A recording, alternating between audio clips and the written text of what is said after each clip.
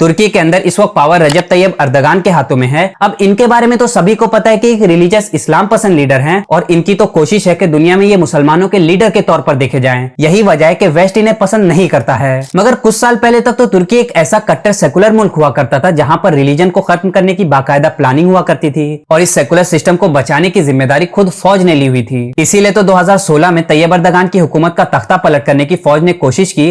वो अलग बात है कि अवाम ने इसे नाकाम बना दिया। अब यहाँ सवाल ये आता है कि पिछले 23 सालों से तैयब अर्दगान अवाम के सपोर्ट से पावर में हैं, तो क्या तुर्की की अवाम अंधभक्त है जो रिलीजियस पॉलिटिक्स को इतना बढ़ावा दे रही है, या फिर वहां के सेकुलर सिस्टम में ही कोई गड़बड़ी है? तो चलिए आज की वीडियो में जानेंगे तुर्की में होने वाले सियासी बदलाव की कहानी, जहां पर देखा गया कि एक ऐसा लीडर जिसने तुर्की में रिलीजन को खत्म करने की कोशिश की, उसे भी अवाम का ऐसा सपोर्ट मिला कि उसे फादर ऑफ नेशन का दर्जा दिया गया। जबकि दूसरी तरफ उसी मुल्क में एक ऐसा लीडर जिसने रिलीजन को रिवाइव करने की कोशिश की, उसे भी अवाम का ऐसा सपोर्ट मिला कि उसकी हुकूमत को बचाने के लिए लोग टैंकों के आगे लेट गए। मगर इससे पहले कि वीडियो में आगे बढ़े, हमारे चैनल को सब्सक्राइब जरूर कर लीजिएगा।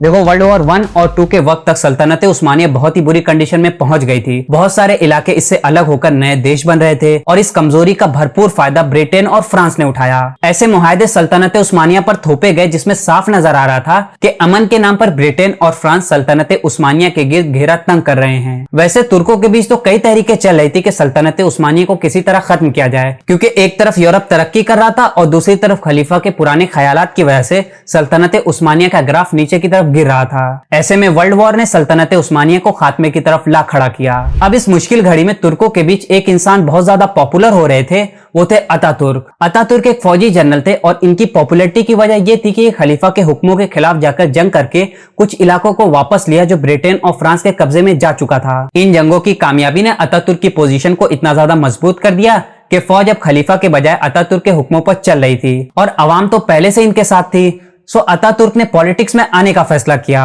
अब ये वो वक्त था जब एक मुआहदे के तहत सल्तनत उस्मानिया के टुकड़े हो चुके थे और आज का तुर्की ही सल्तनत उस्मानिया के पास बाकी बचा हुआ था। उसमें से भी कुछ इलाके ग्रीस के हाथों में थे। इस मुआहदे को लेकर अवाम खलीफा से बहुत ज्यादा नाराज थी। सो इसी नाराजगी का फायदा उठाते हुए अतातुर्क ने साहिली इलाके इजमेर को हासिल करने के लिए ग्रीस से जंग शुरू कर दी और अतातुर्क ये जंग जीत गए। इस जंग ने न सिर्फ तुर्कों में बल्कि पूरे आलम इस्लाम में अतातुर्क को एक पॉपुलर लीडर बना दिया। और ऐसा क्यों ना होता, उस वक्त सारे मुस्लिम ममालिक यूरोप के गुलाम थे और पे दर पे मुसलमानों को इनके खिलाफ नाकामियां ही हाथ लग रही थी। ऐसे में अतातुर्क का किसी यूरोप के मुल्क को हरा देना वाकई काबिले तारीफ था। अब यहाँ आपके लिए ये बात भी जानना जरूरी है कि अतातुर्क के जो मुखालिफिन हैं, इनका कहना है कि ब्रिटेन के कहने पर ग्रीस ने अतातुर्क के सामने हथियार डाले थे। ऐसा इसलिए कि ब्रिटेन को अतातुर्क के पॉलिटिकल आइडियोलॉजी के बारे में पहले से मालूम था और उन्हें यकीन था कि अगर अतातुर्क ने तुर्की की बागडोर संभाली तो मजहब को पॉलिटिक्स से दूर कर देंगे। अब इस थ्योरी में कितनी सच्चाई है इसका तो पता नहीं, मगर वही हुआ जो इस थ्योरी में कहा गया था। 1923 में यूरोप ने अतातुर्क के साथ बदनाम जमाना 100 साला मुआहदा लौजान कर लिया, जिसके तहत यूरोप ने तुर्क जमहूरिया को तस्लीम कर लिया। इस तरह सल्तनत उस्मानिया का खात्मा हुआ।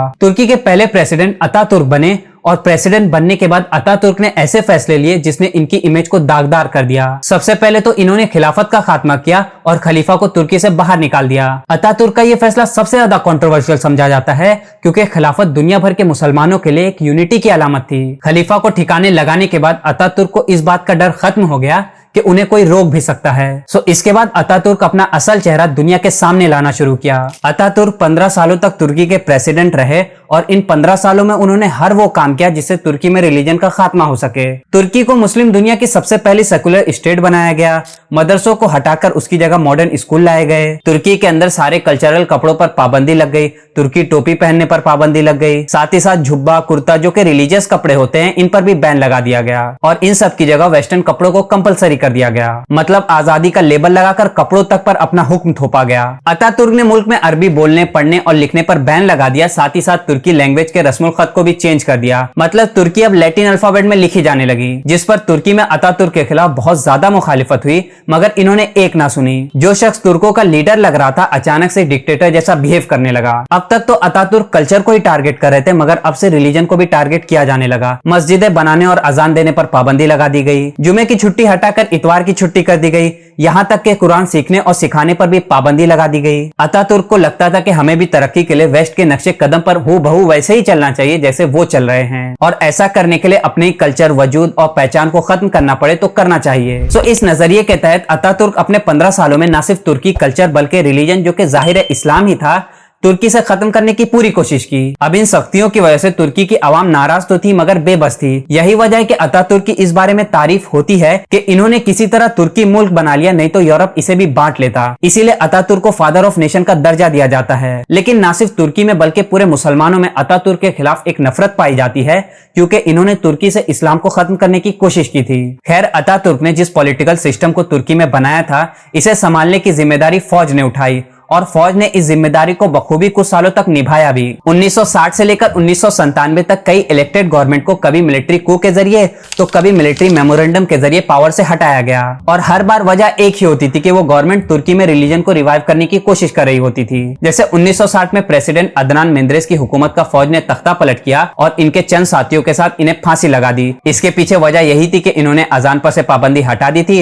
और मस्जिदें बनाने और कुरान पढ़ने पढ़ाने पर से भी पाबंदी हटा दी थी। फिर 1971 में मिलिट्री मेमोरेंडम के जरिए एक और गवर्नमेंट को खत्म किया गया। 1980 में एक बार फिर मिलिट्री को हुआ। इस बार इस्लाम पसंद अवाम और फौज के बीच खूनी झड़पें हुई, जिनमें 5 लाख लोगों को जेल में बंद कर दिया गया और 50 लोगों को फांसी दे दी गई। जिसके बाद फौज ने तुर्की में 3 सालों तक हुकूमत भी की और इस तरह अपनी आवाम को मैसेज भी दे दिया कि वो कुछ भी चाहते हो मगर चलेगी फौज की ही। 1979 में पहले इस्लाम पसंद प्रेसिडेंट को फौज ने पावर से हटा दिया और इस बार फौज ने तो ताकत का इस्तेमाल भी नहीं किया, सिर्फ मीडिया और अदालत को अपने कंट्रोल में लिया और इनसे अपने मुताबिक फैसला करवा लिया, जिसके बाद हुकूमत को खत्म कर दिया गया। अब देखो, तुर्की में मिलिट्री का हुकूमती मामलों में इंटरफेयर करने की वजह से अतातुर्क के बाद से 97 तक कोई भी हुकूमत सही से नहीं चल सकी, क्योंकि अवाम चाहती थी कि ऐसी हुकूमत की गवर्नमेंट बने जो उनके रिलीजियस कस्टम को फिर से रिवाइव करे, जबकि ऐसी किसी हुकूमत का फौज तख्ता पलट कर देती थी। इस पॉलिटिकल क्राइसिस की वजह से तुर्की अपने सबसे बुरे दौर से गुजर रहा था। बेरोजगारी और डेवलपमेंट तो दूर की बात है, इकोनॉमिकली काफी कमजोर हो गया था। इन्फ्लेशन आसमान पर थी, IMF से लोन लेकर मुल्क चलाया जा रहा था, जिस वजह से तुर्की पर लोन का बोझ बढ़ता जा रहा था। ऐसे में नजमुद्दीन अरबगान ने, जिनकी गवर्नमेंट को फौज ने 1979 में हटाया था, इन्होंने फौज के सामने हथियार डालने के बजाय जद्दोजहद करने का फैसला किया, और ये फैसला इतना बड़ा था कि आज तक किसी ने भी ऐसा फैसला नहीं किया था। अरबगान ऐसा इसलिए कर पाए कि इनके पीछे पब्लिक का सपोर्ट हासिल था, जो करप्ट पॉलिटिशियन और फौज के इंटरफेरेंस से तंग आ चुकी थी। इन्होंने तुर्की के लोगों को एक नजरिया दिया जिसे मिल्ली गोश्त कहा जाता है, जिसके तहत इनका मकसद था कि तुर्की को वेस्ट की गुलामी से निकालकर एक पावरफुल और कामयाब कंट्री बनाना और अपनी रूट्स यानी कि इस्लामिक वैल्यूज को फिर से रिवाइव करना। अब अरबगान ने जिस मकसद, जिस ख्वाब को देखा था, उसे कैरी फॉरवर्ड रजब तैयब अर्दगान ने किया। रजब तैयब अर्दगान के पॉलिटिकल कैरियर की शुरुआत अरबगान की ही रफा पार्टी से हुई।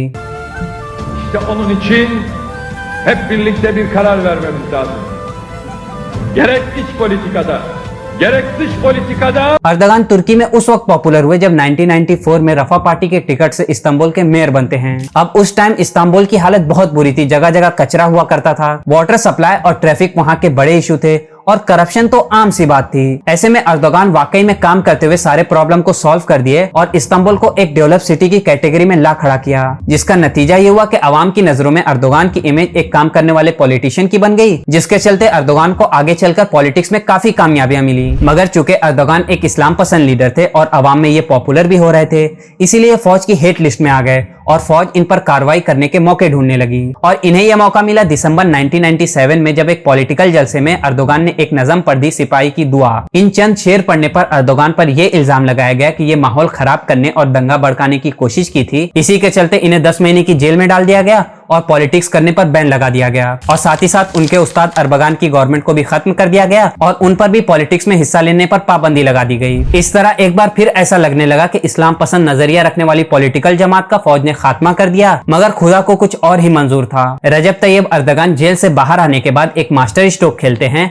और अपने उस्ताद अरबगान की रफा पार्टी से अलग होकर एक नई पार्टी AK पार्टी बनाते हैं, और यहाँ उन्होंने इस्लामिक नहीं बल्कि एक डेमोक्रेट लीडर के तौर पर खुद को पेश किया। वेस्ट से अलग होने के बजाय यूरोपियन यूनियन का हिस्सा बनने की बातें करने लगे, जिससे फौज को लगा कि जेल जाने के बाद अर्दोगान का सॉफ्टवेयर अपडेट हो गया है, इसीलिए अर्दोगान को लेकर फौज नर्म पड़ गई। अब उस दौरान अर्दोगान अवाम के बीच काफी ज्यादा मकबूल हो रहे थे, क्योंकि मेयर रहते इन्होंने काम किया था, इसीलिए जो सेकुलर तबका देश में था वो भी अर्दोगान का सपोर्ट कर रहा था और रिलीजियस तबका तो पहले से ही अर्दोगान के साथ था। सो 2002 में जो इलेक्शन हुए उसमें अर्दोगान की पार्टी को क्लियर मेजोरिटी मिली। पर अभी भी एक प्रॉब्लम था, अर्दोगान पर तो पॉलिटिक्स में हिस्सा लेने पर पाबंदी थी। सो नई गवर्नमेंट बनते ही कानून में फेरबदल किया गया, इस तरह अर्दोगान पर लगी पाबंदी हट गई और ये प्राइम मिनिस्टर बन गए। अर्दोगान का पावर में आते ही तुर्की के एक सुनहरे दौर का आगाज हुआ। तुर्की इकोनॉमिकली काफी मजबूत हुआ, डेवलपमेंट, टेक्नोलॉजी और टूरिज्म में बड़े बड़े देशों से कम्पीट करने लगा। साथ ही साथ तुर्की में होने वाली रिलीजन डिस्क्रिमिनेशन का भी खात्मा हुआ। सबसे पहले अर्दोगान की हुकूमत ने तुर्की पर से लोन का बोझ खत्म किया। जीडीपी 10 सालों में 236 अरब डॉलर से बढ़कर 957 अरब डॉलर पर पहुंच गई। अर्दोगान सिर्फ यहीं पर नहीं रुके बल्कि टेक्नोलॉजी में एडवांसमेंट पर भी काम किया। बड़े बड़े मेगा प्रोजेक्ट, हॉस्पिटल, यूनिवर्सिटी, सड़कें, एयरपोर्ट, समंदर के अंदर रेलवे, टनल जैसी चीजें तो बनाई ही, साथ ही साथ तुर्की की डिफेंस इंडस्ट्री में भी हमें एडवांसमेंट देखने को मिली, जैसे ड्रोन टेक्नोलॉजी, जिसका फायदा तुर्की के अलायज मुल्कों ने भी उठाया और फाइटर जेट वगैरह बनाना भी तुर्की ने शुरू कर दिया। इसके अलावा तैयब अर्दोगान की गवर्नमेंट चूंकि एक इस्लाम पसंद हुकूमत थी, इसीलिए इनके आने के बाद अवाम को उम्मीद थी कि ये रिलीजियस वैल्यूज को फिर से रिवाइव करेंगे और ऐसा ही हुआ। हिजाब पर से पाबंदी हट गई, मुसलमान अब खुलकर अपने रिलीजियस कस्टम और फेस्टिवल को सेलिब्रेट कर सकते थे, मस्जिदें फिर से बनने लगी। इसी रिलेटेड 2020 में अर्दोगान ने एक ऐसा फैसला लिया जिस पर वेस्टर्न कंट्रीज ने भी सवाल खड़े किए, और वो ये था कि आया सूफिया को एक बार फिर से म्यूजियम से मस्जिद में बदल दिया गया। इस फैसले ने न सिर्फ तुर्की में मौजूद डीप स्टेट बल्कि दुनिया भर को ये पैगाम दिया कि तुर्की क्या चाहता है। इसके साथ साथ यहाँ ये समझना भी जरूरी है कि अर्दोगान से पहले तुर्की की जो फॉरेन पॉलिसी है वो वेस्ट और प्रो इजराइल हुआ करती थी। इनफैक्ट तुर्की उन कंट्रीज में शामिल है जिसने शुरुआत में ही इजराइल को तस्लीम कर लिया था, मगर अर्दोगान ने न सिर्फ इस पॉलिसी को चेंज किया बल्कि दुनिया भर में फलस्तीन के लिए आवाज उठाई। I feel that you perhaps feel a bit guilty, and that's why perhaps you have been so strong in your voice, so loud. Gaza की जो करंट सिचुएशन है उसमें इजराइल की बर्बरियत को दुनिया के सामने एक्सपोज भी किया और इजराइल के साथ अपने सारे ट्रेड रिलेशन भी खत्म किए। इसी स्टैंड के चलते वेस्ट अर्दोगान को नहीं पसंद करता है और इसीलिए जब भी कभी मौका मिलता है तो वेस्ट अपनी मीडिया के जरिए अर्दोगान के खिलाफ भरपूर कैंपेन करता है। मगर इसके बावजूद अर्दोगान ने अपनी फॉरेन पॉलिसी को इस तरह मैनेज किया हुआ है कि कोई भी डायरेक्ट इन पर हाथ नहीं डालता है। अब आप खुद ही देखो, इंडिया को रशिया से ऑयल लेने की वजह से टैरिफ का सामना करना पड़ रहा है, जबकि टर्की भी रशिया से ऑयल लेता है। मगर टैरिफ तो दूर की बात है, हाल ही में ट्रम्प ने अर्दोगान को व्हाइट हाउस में बुलाकर पहले तो उनकी तारीफ की, फिर उनसे ट्रेड और वेपन डील कर ली। अब ऐसा इसलिए कि टर्की रशिया से ऑयल तो लेता है मगर यूक्रेन को ड्रोन भी प्रोवाइड कराता है ताकि वो रशिया से जंग लड़ सके। इसके अलावा अभी सीरिया में जो अमेरिकी बैक नई गवर्नमेंट बनी है इसके पीछे भी मेन हाथ अर्दोगान का ही था, इसीलिए इजराइल के खिलाफ जाने और ईरान से रिलेशन बढ़ाने के बाद भी अर्दोगान को कोई कुछ नहीं कहता है। फिर टर्की का लोकेशन भी ऐसा है कि ये एशिया और यूरोप को एक साथ जोड़ता है,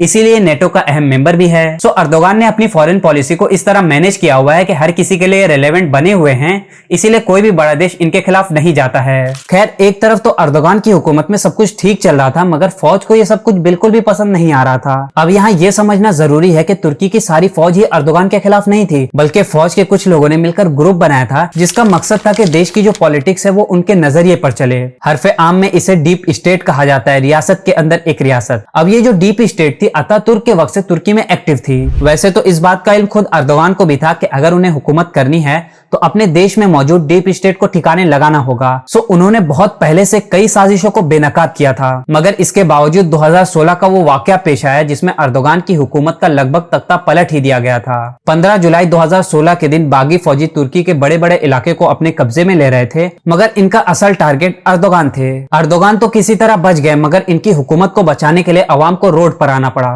अर्दोगान ने किसी तरह एक मोबाइल के जरिए अवाम तक ये पैगाम पहुंचाया कि उन्हें इस बगावत को रोकने के लिए सड़कों पर आना होगा, जिसके बाद लोग घरों से निकलकर टैंकों के आगे आकर खड़े होने लगे। ये लड़ाई रात भर चलती रही, बिल आखिर सुबह तक अवाम ने बागियों को काबू कर लिया। इस तरह अर्दोगान की हुकूमत बच गई।